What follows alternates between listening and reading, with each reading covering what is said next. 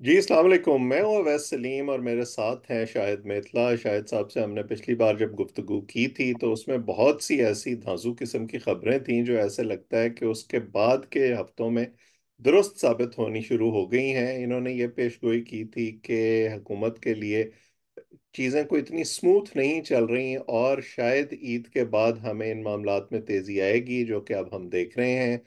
फिर हुकूमत के अंदर जो काबीना है, ख़ास तौर पर वफाक में, उसमें किस किस्म के मामलात चल रहे हैं, मोहसिन नकवी साहब और शहबाज शरीफ साहब के दरमियान क्या हो रहा है। फिर एस्टैब्लिशमेंट क्या कर रही है। हमने देखा कि फैज़ाबाद धरना केस का जो फैसला आया उसके क्या मुहर्रिकात हैं और हुकूमत पर ये किस तरह से असरअंदाज होगा। जो हम बहुत सिविलियन बालादस्ती की बात करते हैं, तमाम चीज़ों का अहाता हम आज की नशस्त में करेंगे। तो शायद साहब, आपका शुक्रिया वक्त देने के लिए। मेरा ख्याल है कि हम वहीं से बात शुरू करते हैं जहां पिछली दफा छोड़ी थी। आपने कहा था कि ईद के बाद मामलात में कुछ तेजी आएगी और मुस्लिम लीग नून हुकूमत में रहकर भी कोई इतनी खुश नहीं है। अब हम देख रहे हैं, कभी जावेद लतीफ साहब बयान देते हैं, कभी राना सनाउल्लाह बयान देते हैं। अब तो वो खुलकर उन्होंने ये भी कहना शुरू कर दिया है कि जी क्योंकि हमें अक्सरियत नहीं मिली इसलिए हमारी तो कोई जिम्मेदारी ही नहीं है डिलीवर करना। तो ये क्या हाथ खड़े कर दिए हैं नून लीग ने ऑलरेडी? बहुत शुक्रिया वैस भाई। बिल्कुल हमने कोई 3-4 वीक्स पहले ये डिस्कशन की थी और हमने बिल्कुल इसको प्रिडिक्ट किया था। मैंने बताया था कि एस्टेब्लिशमेंट और पीएमएलएन एक पेज पे क्या 2 पेजेस पे भी नहीं है बल्कि काफी सारे पेजेस पर है। और चीजें इतनी स्मूथ नहीं है जितनी नजर आ रही है। बल्कि काफी डिफरेंसेस हैं मुख्तलिफ चीजों के हवाले से, मुख्तलिफ इशूज के हवाले से। और सो मच सो कि मोहसिन नकवी के हवाले से भी बहुत ज्यादा अब एक कंटेंशन मौजूद है। अब मेरी कोई 5 या 6 अप्रैल को एक वफाकी वजीर से मुलाकात हुई। उनसे मेरे सवालों जवाबात का सिलसिला चला तो उन्होंने कहा कि मोहसिन नकवी को हम थकाएंगे, हम उसको भगाएंगे।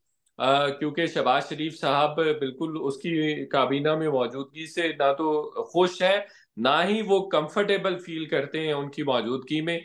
फिर उन्होंने ये भी कहा कि हमने उनको इंटीरियर सेक्रेटरी नहीं दिया है उनकी मर्जी का, हमने उनको आईजी इस्लामाबाद नहीं दिया और हम मुस्तकबिल में भी उनके साथ यही करेंगे। फिर हम्म। उन्होंने ये भी कहा कि एस्टेब्लिशमेंट के जो दूसरे नुमाइंदा हैं मोहम्मद औरंगजेब, हमने उनको भी कोई खास किस्म की कमेटियों में शामिल नहीं किया। 2 कमेटियों से उनको फारग किया है, एक कमेटी में हमने उनको शामिल किया है। तो मामलात इस तरह से हैं। दूसरा वो ये भी बात कर रहे हैं कि जो मेरी उनसे वफाकी वजीर से बातचीत हुई, उन्होंने कहा कि मैंने कहा जो मैं आपका इंटरफेस देख रहा हूँ, आपकी हुकूमत का इंटरफेस देख रहा हूँ, मुझे ये लग रहा है कि आप 6 महीने, 1 साल या 1 साल के लिए आए हैं। और जिस तरह से मरियम नवाज साहिबा या बाकी दूसरे तीसरे लोग परफॉर्म करते नजर आ रहे हैं, भाग दौड़ करते नजर आ रहे हैं, फुट हम्म। सोल्जर्स बने हुए हैं, और कुछ अदरवाइज भी आपको पता चल रहा होता है ऑप्टिक्स से। तो मैंने कहा मेरी असेसमेंट ये है as political analyst, political commentator, कि आप 1 साल के लिए आए हैं, it is in your mind कि आप एक यानी साल रहेंगे, वक्त एक कम डेढ़ और साल रहेंगे। मुकाबला सख्त वाली बात है। हाँ हाँ, जैसा कि मैंने पहले भी आपको, हम्म। बल्कि ये भी मैंने आपको प्रिडिक्ट किया बिल्कुल। था कि मुझे लगता है कि ये साल डेढ़ साल के लिए आए हैं और ये चले जाएंगे। और आप ये देखिए कि ये क्रेडिट हमारा है कि राना सनाउल्लाह ने कह दिया है कि हम ये वफाकी हुकूमत छोड़ सकते हैं और छोड़ देंगे। और मैंने आपको उस वक्त कहा था कि वफाकी हुकूमत नून लीग छोड़ देगी, हम्म। ये बिल्कुल छोड़ देगी। 6 महीने बाद नहीं छोड़ेगी, साल बाद लाजमी छोड़ देगी। हम्म। 2025 के मिड में मैं इनको नहीं देख रहा हूँ, पीएमएलएन को गवर्नमेंट में नहीं देख रहा हूँ। अच्छा, यहाँ पे यही एक सवाल जब मैं, एक एक अहम ये इस मैं हवाले बात से। कंप्लीट कर जी लूं, जी। बात फिर दूसरी तरफ निकल गई। तो जब जी जी। मैंने उनसे ये सवाल किया तो उन्होंने बड़ा इंटरेस्टिंग जवाब दिया। उन्होंने कहा नहीं, 1 साल नहीं, हम 2 साल काम करने के लिए तैयार हैं, 2 साल काम करने के लिए हम आए हैं। और हमारी लीडरशिप ने कहा है कि आप 2 साल काम कीजिए और 2 साल के बाद हम प्रिपेयर्ड होंगे कि हम मिड टर्म इलेक्शंस की तरफ भी जा सकते हैं। हम्म। कि हमारी लीडरशिप ने कहा है कि 2 साल आपने जान मारनी है, आपने तनदेही से काम करना है, और 2 साल के बाद देखेंगे कि हालात कहाँ जाते हैं, किस तरफ जाते हैं। और उन्होंने ये तक कहा कि हम मिड टर्म इंतखाबात के लिए बड़े कंफर्टेबल होंगे 2 साल के बाद। तो दैट मीन्स ये उनके बात जहन में है कि वो 1.5 2 साल में, या नवंबर जो आने वाला है, नवंबर 2025, उससे पहले वो कोई मिड टर्म की तैयारी कर लें और वो मिड टर्म में चले जाएं। अच्छा, जी। यहाँ पे एक ज़िमनी सवाल पैदा होता है। पिछली दो जो असेंबलियां हैं उन्होंने अपनी मुद्दत पूरी की, लेकिन हमने देखा कि असेंबली के अंदर से वज़राए आज़म की तब्दीली हुई। क्या इस दफा आपको ऐसा नजर आता है कि ऐसा कुछ हो, या मिड टर्म इंतखाबात ही होंगे हर सूरत में? क्योंकि बज़ाहिर तो एस्टेब्लिशमेंट की तरफ से इस तरह की मैसेजिंग हो रही है कि जी हमने इस असेंबली की भी मुद्दत पूरी करानी है। हाँ, बहुत जबरदस्त सवाल है। बिल्कुल ये मैसेजिंग हो रही है, और ये बताया भी जा रहा है, ये एनालिस्ट को भी बताया जा रहा है, ये एंकर्स को भी बताया जा रहा है, मीडिया मैन को ये बताया जा रहा है कि भाई अगर वो नून लीग वाले मुख्तलिफ ऑप्शंस पर गौर कर रहे हैं तो हमारे पास भी ऑप्शंस खुले हुए हैं। हम्म। हमारे पास भी ये ऑप्शन मौजूद है कि वजीर आजम अगर तब्दील होता है तो हम असेंबली की मुद्दत पूरी करवाएं। चूंकि आपको पता है, नजर आ रहा है, भानमती का कुंभा इकट्ठा किया हम्म। हुआ है, और कोई भी आदमी आके मामला को आगे चला सकता है।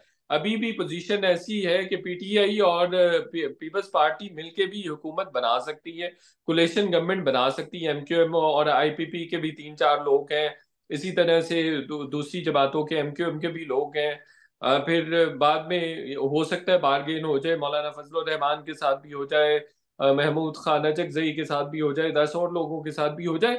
तो इस तरह का सिनेरियो, इस तरह का सिलसिला बन सकता है। और बिल्कुल एस्टेब्लिशमेंट की मैसेज दे रही है, ये बात कर रही है जर्नलिस्ट से, मीडिया मैन के साथ कर रही है। इंपॉर्टेंट चीज क्या है? इंपॉर्टेंट चीज यहाँ पे अवैस भाई ये है कि कभी कोई सोच नहीं सकता था कि शहबाज शरीफ मसल्स शो करेंगे, फ्लेक्स करेंगे, जो हम्म। कि मेरी स्टोरी के मुताबिक उन्होंने किए हैं। हालांकि मेरे लिए भी हैरान कुन है, जिस मिनिस्टर ने मुझे ये बताया, शेयर की इंफॉर्मेशन, वो बहुत क्लोज है, वो बहुत क्लोज एड है शहबाज शरीफ का। Is very close to Shehbaz Sharif, और वो बहुत सारी मुतअद्दिद कमेटियों का हिस्सा है। तो शहबाज शरीफ उस पर बहुत ज्यादा ट्रस्ट करते हैं। तो इम्पोर्टेंट चीज ये है कि वो भी पाँव पे खड़े हैं शहबाज शरीफ।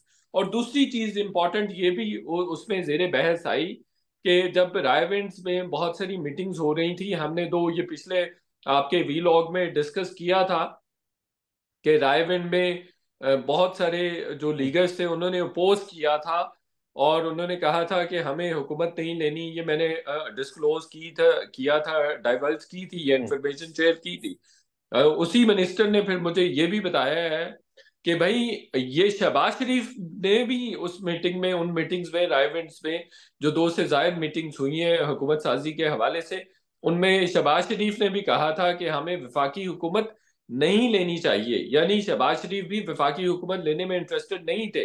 देन ये नवाज शरीफ ने डिसाइड किया कि नहीं, हमें वफाकी हुकूमत लेनी है, और आप वफाकी हुकूमत लें और काम शाम करें, बाकी आप मामला अच्छा, मुझ ये पे तो छोड़ आप दें। वैसे, तो ये एक डिफरेंट चीज ये है। तो आप बिल्कुल उससे मुख्तलिफ बात कर रहे हैं जो अमूमी तासुर है कि जी शायद शहबाज शरीफ साहब हुकूमत लेना चाहते थे, लेकिन नवाज शरीफ साहब इस हक में नहीं थे। ये देखें, जो इंफॉर्मेशन है, गुड कॉप बैड कॉप दोनों शरीफ बरादरान खेलते हैं, और हमेशा से उनकी ये पॉलिसी काम भी करती है, और उसकी वजह से उनको फायदा भी होता है। हम्म। उमूमी इंफॉर्मेशन यही है कि बिल्कुल ऐसा है कि नवाज शरीफ इंटरेस्टेड नहीं थे। नवाज शरीफ नहीं चाहते थे कि वो फेडरल गवर्नमेंट में आए, फेडरल गवर्नमेंट का हिस्सा बने।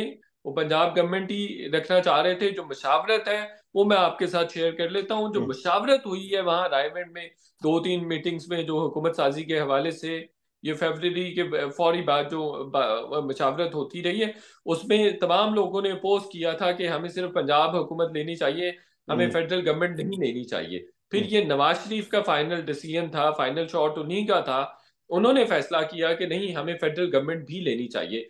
और अब सवाल पैदा होता है कि जो जो तासुर है वो तो अदरवाइज है। हम्म। तो उसमें ये भी पॉसिबिलिटी है कि शहबाज शरीफ साहब ने मैसेज देना हो किसी को, नून लीग ने मैसेज देना हो, नवाज शरीफ ने मैसेज देना हो कि अल्टीमेटली डिसीजन मेरा है, या अदरवाइज के हम्म। दूसरा मैसेज ये भी हो सकता है कि कोई भी विलिंग नहीं था कि वो फेडरल गवर्नमेंट लेता, शहबाज शरीफ भी विलिंग नहीं थे कि इस थिन मेजोरिटी के साथ, इनफैक्ट मेजोरिटी तो है ही नहीं, कि हम्म। मेजोरिटी जो उनके पास नंबर है बहुत स्मॉल नंबर है, और उस नंबर के साथ वो हुकूमत लें, तो ये मैसेज के लिए भी हो सकता है और जेन्युइन बात भी हो सकती है कि वो जेन्युइनली विलिंग ना हो हुकूमत लेने के लिए। और उसका भी एक फर्दर जो बैकग्राउंड है, कॉन्टेक्स्ट है, और वो ये है जो 16 महीने में जो परफॉर्मेंस रही, that was very very poor, और जिसका मलबा, जिसका ओनस, जिसका बर्डन मलिया मेट कर गया पीएमएलएन को बतौर उस जमात भी।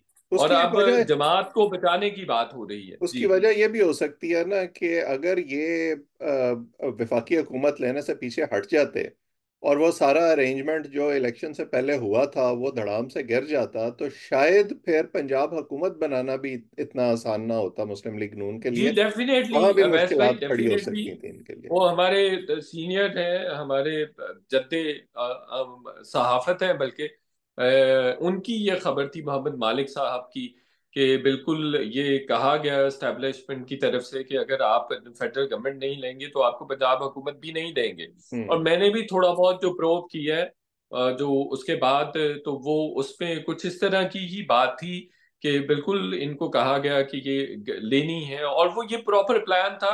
हम्म। आपको मैं सजेस्ट करूंगा, और जरूर करूंगा, आपके सुनने वालों को भी सजेस्ट करूंगा, कि मैंने 25 दिसंबर 2023 को एक कॉलम लिखा था फ्यूचर जी, ऑफ वो मैंने शरीफ पढ़ा के था। नाम से द बिल्कुल। नेशन में।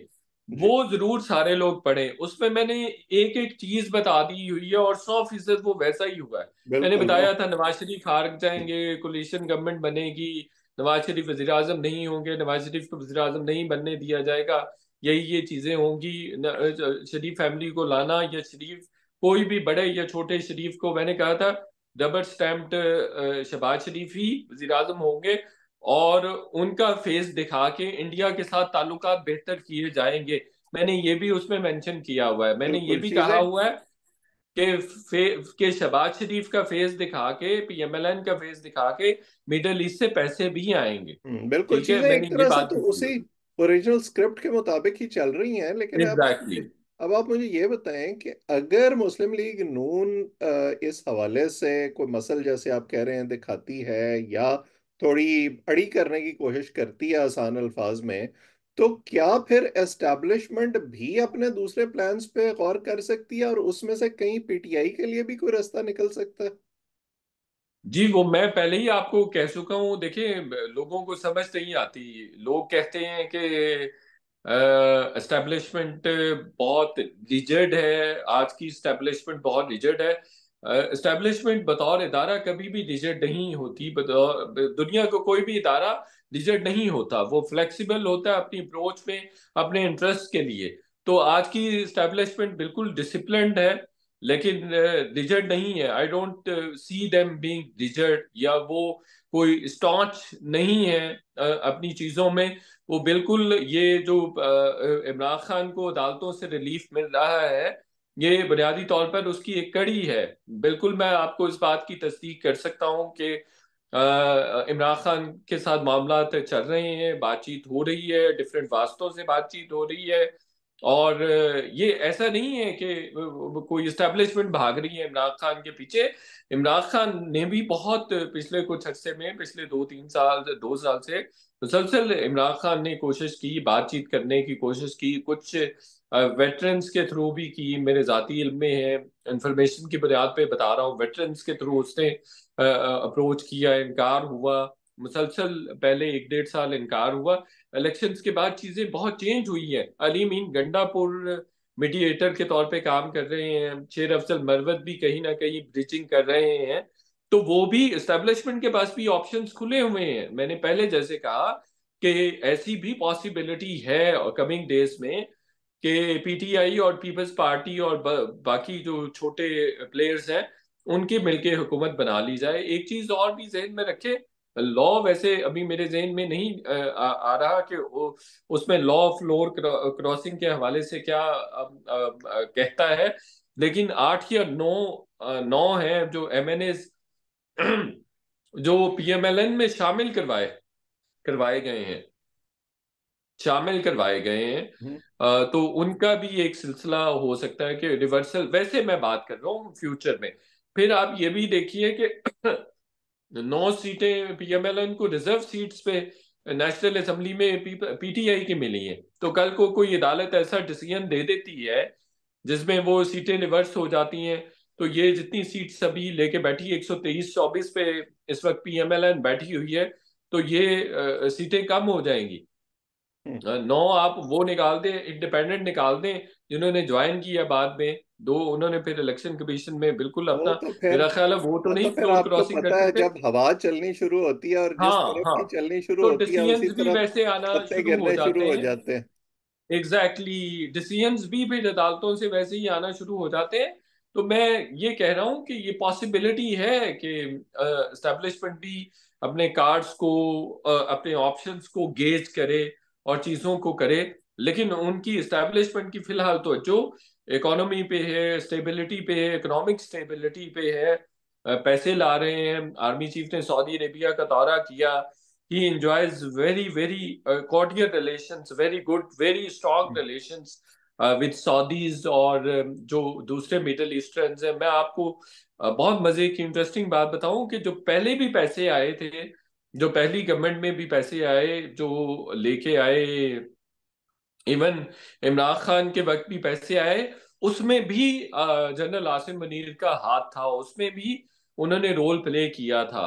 वो डीजी आईएसआई भी थे और डीजी एमआई भी थे, इनके भी बहुत उस वक्त भी, आप ये देखिए, मैं इंफॉर्मेशन की बुनियाद पे आपको कह रहा हूँ, जो खबर शेयर कर रहा हूँ, कि उस वक्त भी जनरल आसिम मुनीर ने बड़ा आम रोल प्ले किया था पैसे लाने में, जब इमरान खान वजीर आजम थे। तो अब भी वो गए हैं, उनकी एमबीएस से मुलाकात हुई है, फिर सब्सिक्वेंटली शहबाज शरीफ मुलाकात करके आए हैं, और आज सऊदी वजीर खारजा पाकिस्तान आए हुए हैं। $7 अरब की बात हो रही है तो कि ये $7 अरब इमीडिएटली वो इन्वेस्ट तो करने हैं। लॉन्ग टर्म चीजें हैं ना, और वो मैच्योर होते होते होंगी। लेकिन ये बताएं, अब ये जो मेरा पिछला सवाल था उसी से मैं जोड़ता हूँ कि ये जो आजकल खबरें चल रही हैं और बहुत से ऐसे हमारे तज्जियाकार जो आम तौर पर इमरान खान के मुखालिफ समझे जाते हैं, वो भी ये बातें कर रहे हैं कि वो अन करीब जेल से रिहा हो सकते हैं। आपको लगता है कि ये एक रियलिस्टिक बात है उनके केसेस को देखते हुए, या फिर ये भी प्रेशर बनाया जा रहा है मुस्लिम लीग नून की हुकूमत पर? और बहुत अच्छा सवाल है, और ये प्रेशर भी प्रेशर टैक्टिक के तौर पे भी है। बट अगेन मैं आपको थोड़ा सा रेफर करूंगा अगेन मेरे आर्टिकल की तरफ, कि उसमें मैंने लिखा था कि अदालतें, इदारे, एफआईए, पुलिस लीज सेट की तरफ जाएंगे, डी करेंगे जो स्पेस उन्होंने पिछले 1-1.5 साल में लूज की है। और वो उन्होंने जो क्वेश्चन एग्जर्ट किया है, तो कहीं ना कहीं उन्होंने जस्टिफाई करना है, अपनी अपने इदारों को भी करना है, लॉ को भी करना है, अपनी पोजीशंस को भी करना है। तो ये जो खत आया है इस्लामाबाद हाई कोर्ट का, ये भी उसी का एक तरह से ऑफ स्प्रिंग है, कि जो मैं बात कर रहा था पिछले साल से, कि रीसेट होना ही होना है। सबने रिक्लेम करनी है अपनी स्पेस भी, अपनी जगह भी, और अपनी अथॉरिटी भी, अपनी क्रेडिबिलिटी भी रिक्लेम करनी है। तो ये भी एक एक एक एंगल ये भी है कि जिस तरह से केसेस चलाए गए, हैपहैजर्डली चलाए गए, और उन केसेस में, हालांकि मैं समझता हूँ 3-4 केसेस इमरान खान के खिलाफ ऐसे हैं जिसमें बड़ा सब्सटेंस है, हम्म। लेकिन वो चूंकि बड़ा हैपहैजर्डली उनको उनको हैंडल किया गया, तो वो वहां पे उनको रिलीफ मिलेगा। एक बात। दूसरी बात ये है कि बिल्कुल मुझे इमरान खान साहब जेल से रिलीज होते नजर आ रहे हैं। आप इस क्लिप को संभाल के रख लीजिए, और वो किसी ना किसी डील के नतीजे में ही रिहा होंगे, और किसी ना किसी डील के तहत ही बाहर आएंगे। हम्म। चलें देखते हैं कि फिर ये जो हमने गुफ्तगू की है, अब इसमें अगली डेवलपमेंट क्या होती है और खान साहब कब रिहा होते हैं। ख़ास तौर पर ये जो हुकूमत अब ये जो मसल्स दिखा रही है, इसके नतीजे में एस्टेब्लिशमेंट का अगला मूव क्या होता है। और मेरा ख्याल है कि अगली नशस्त में हम उस पर भी गुफ्तगू जारी रखेंगे, क्योंकि ये डेवलपमेंट्स इतनी तेज़ी से हो रही हैं कि कुछ प्रिडिक्ट हतमी तौर पर करना बड़ा मुश्किल होता है। लेकिन बहरहाल लेकिन मैं अ, कर रहा हूँ, लेकिन मैं जी कर रहा हूँ, जी। लेकिन मैं फिर भी कर रहा हूँ। मैं वही कह रहा हूँ कि यही मेरा ख्याल एक चीजें जो चीजें उसी तरफ जा वर्किंग और रही हैं, और फोन यही जर्नलिस्ट का सहाफी काम का है। क्रेडिट होता है कि वो बिटवीन द लाइंस रीड करे और उसको अपने देखने और सुनने वालों तक पहुंचाए। आज की नशिस्त में भी हमने यही कोशिश की। जो लोग हमें देख रहे हैं वो इस चैनल को सब्सक्राइब करें ताकि हमारी गुफ्तगू आइंदा भी आप तक पहुंचे। कमेंट सेक्शन में अपनी राय से भी ज़रूर आगाह किया करें। शायद साहब, आपका और जो लोग हमें देख रहे हैं सबका बहुत बहुत शुक्रिया।